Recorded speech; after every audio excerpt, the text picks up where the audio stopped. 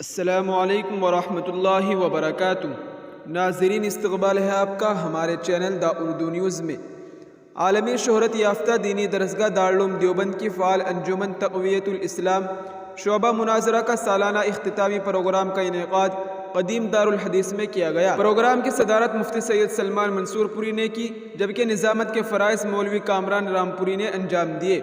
اس دوران پروگرام حقیقی اسلام بمقابلہ ماڈرن اسلام کے موضوع پر مشقی مناظرے کی شکل میں پیش کیا گیا، جس میں اہل سنت والجماعت کی جانب سے ترجمانی کے فرائض مولوی ناصر الدین احمد نعمانی نے، جبکہ مجتہدین کی طرف سے مولوی احمد عمر امبیڈکر نگری نے انجام دیے۔ پروگرام کا آغاز مولوی سالم گونڈوی کی تلاوت کلام اللہ سے ہوا۔ بعد ازاں مولوی ذیشان گوڑاوی نے شان رسالت اقدس میں نعت پاک کا نذرانہ پیش کیا۔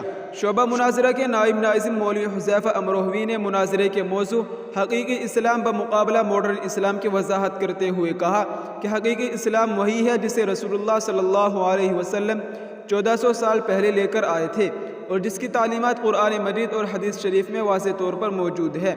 نیز انہوں نے اس زمانے میں رونما ہونے والے نئے نئے باطل افکار و نظریات پر بھی تفصیل سے روشنی ڈالی۔ مفتی سلمان منصور پوری نے اپنے صدارتی خطاب میں طلباء کی حوصلہ افزائی کرتے ہوئے ان کی محنت اور کوشش کی ستائش کی۔ انہوں نے موجودہ وقت میں اسلامی عقائد و نظریات کی حفاظت اور مذہب اسلام کی حقانیت ثابت کرنے، نیز باطل افکار و نظریات کا مقابلہ کرنے کے لیے اس طرح کے انجمنوں اور پروگراموں کی ضرورت پر زور دیا۔ پروگرام کے مہمان خصوصی مفتی امین بالن پوری اور مناظرے کے حکم مولانا مزمل بدایونی نے بھی اپنے خیالات کا اظہار کرتے ہوئے پروگرام پیش کرنے والے طلباء کی کوششوں کو سراہا اور ان کی حوصلہ افزائی کی۔